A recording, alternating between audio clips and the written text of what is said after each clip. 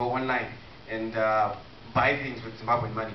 So that's what we do. We allow businesses to sell goods online with EcoCash or Telecash or Visa or the ZimSwitch card. Yeah, so that's what we are. We are a payment solution. So we've been working with well, a number of organizations right now, from the ZTA, yeah, I mean all the way down even to the small guys.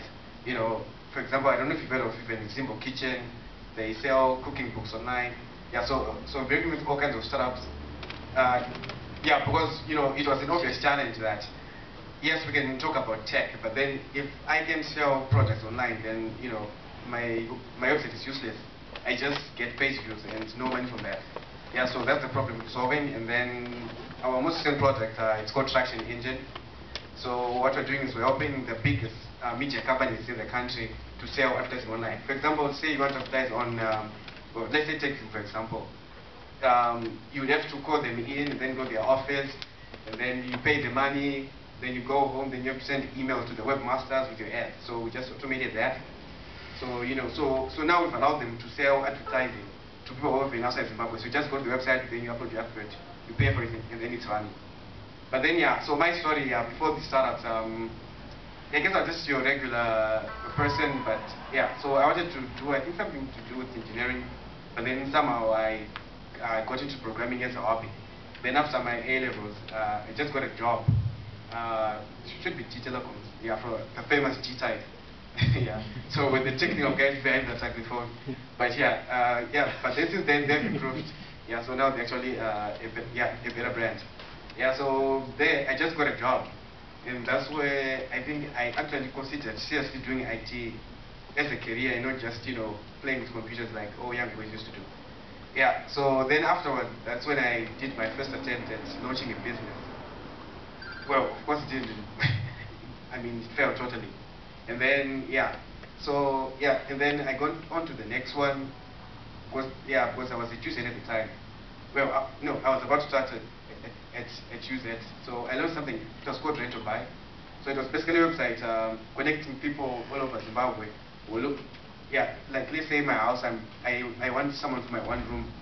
I would just go there and then I would post I have my one room there. I'm looking for a person for the house, and then if someone else was looking for that, they can just go there.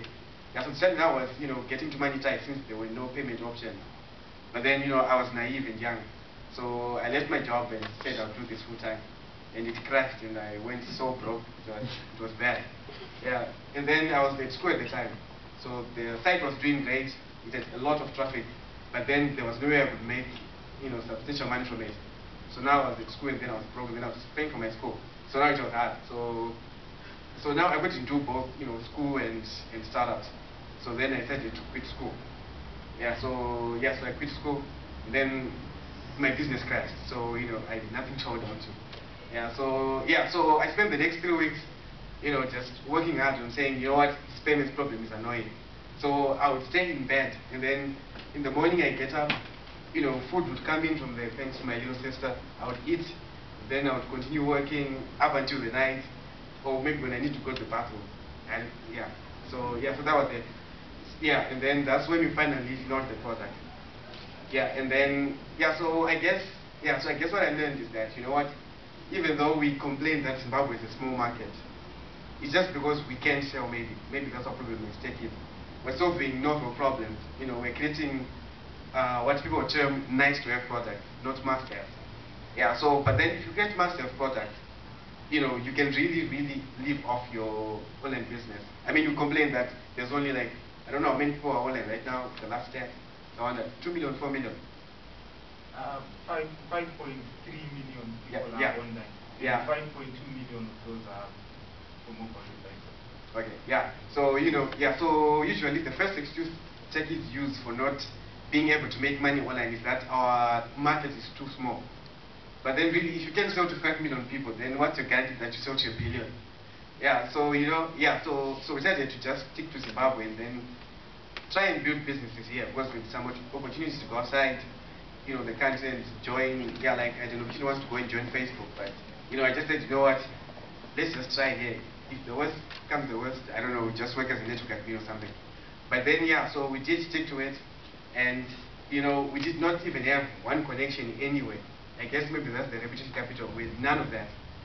and no college degrees to show for what we're doing. But then, you know what, we just went out there with a solution, and we just tried really, really hard to bring it. Because when you create a master project, it's not really hard to sell. For example, like the one we launched, just a few weeks ago. Yeah, it's only through Extraction Engine. We did not even have a connection at the Herald or Newsday, but then, because we created a solution that really solves a problem that they have, they are willing to give an opportunity. We did not even have connections there. And yeah, and even Africom or the other companies we're working with, we knew no one there. It was just me and my laptop. So yeah, so I guess what I can take from my story is that it's actually possible, to run a business, let's say just off a website. Or even if you check, the guys who just write online, people like Simple Kitchen, yeah, they're just a couple and then they love cooking. So they just, it's not been a year yet, but then they just created a website where they put on recipes. And then, now they're actually one of the biggest blogs locally in Zimbabwe. So just from their home, they were able to build a business, and now they're doing it full time. So yes, it really is possible to build a successful internet company in Zimbabwe. And the barriers to entry are so low. I guess all you need is just hosting in a domain. But then if you're solving a real problem, then it will be very easy for you to sell it. So yeah, so that's my story. I don't know if anyone has questions, anything to learn from that. Any questions? Oh, there's one there. Mr. Shem,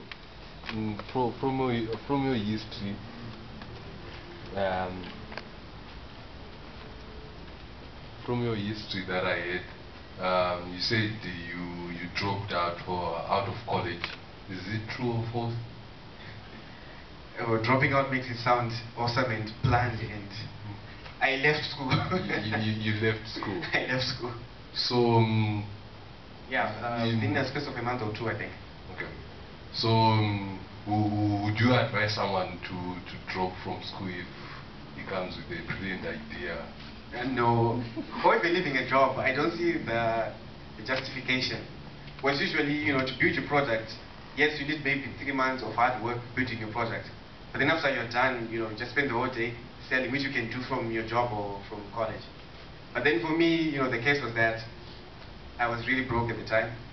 Yeah, so that's first of the reasons. And then the other one was that, I saw that there wasn't much value I was going to get from this. Because I taught myself the technical skills of Google. So I knew exactly what I wanted to do, and I could do everything that I wanted to do.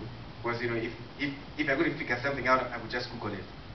So I decided that I'm going to be a tech entrepreneur.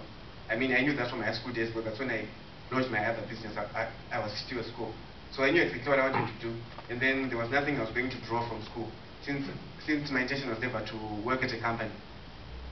So I mean, like development, you can just go on YouTube and you can Google how to build a blog or a news website, and then you know what, you're set. You find a few tutorials and then you're up. So from school, there wasn't much that I was going to get out of school anyway. But then I don't think there's a reason. I mean, most people have found that successful companies after school, even at school. Because I don't think there's a justification, unless maybe your project is so complicated that you need like 2 years full time just working on it. But then, I mean, common knowledge today is that you can test your idea quickly, just build a rough prototype and then work on that. Yeah, but I don't know, I guess it differs per person, but I knew what I wanted to be, so I don't need a college degree for that. Okay. Yeah. Amazing. Then my second question, it's on Pay for App. I understand it's a payment gateway. Yeah, it's a payment gateway. And in Zimbabwe, I read newspapers from banks complaining about EcoCash, blah blah blah blah blah. And my question is, how did you manage to put all those payment gateways on one platform? How did you manage it?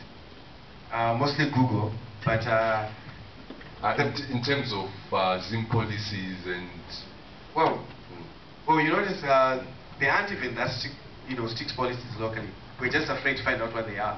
But then what we did was we started with EcoCash, and then for the other partnership that we got, which goes to my point of, if you're creating a project that really solves a real problem, that people appreciate, they actually come to you. So most of these partnerships we got, it was them now coming to us in turn to say, how can we work together on this and make this better? So that made it easier for us. Yeah. So usually, if you are really, yeah, because the challenge with most techpreneurs, you know, it's usually smart people always come up with bad ideas. They work on bad solutions. You know, I can think of a nice app, maybe an app, I don't know. And then I try to force that solution on the market. So that's almost for me said. But then if you really start from the customer coming back to your technical skills, then, you know, once you just, you know, go to market with that solution, everyone appreciates it, everyone gets it. And then you actually have companies approaching you to work with you. So that was our story. We don't even have an office or connections, but, you know, we had these big guys coming to us and wanting to work with us. Yeah, so just work on something awesome and the rest will fall into place. Any more questions on my boring life story? Yes, did you get funding for any of the startups which may be Traction Engine or Pay for App? No, we bootstrapped. So We bootstrapped, yeah. Yeah, because, you know, I don't know, even venture capital is hard to find. Like your incubation, you weren't there at the time. So what we did was we built a payment platform, but then, you know, we knew we needed money coming in from somewhere. So we launched other projects on top of our payment platform. For example, we started with Africom. Yeah, we started with Africom and working with Aquiba at the time. So, you know, you can buy your Africom from home with your EcoCash.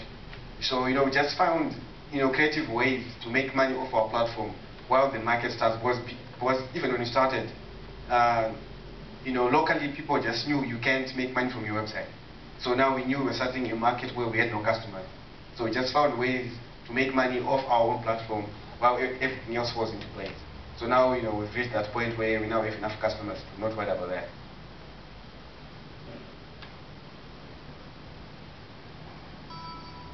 But you're welcome to give us free money if you want to be bigger.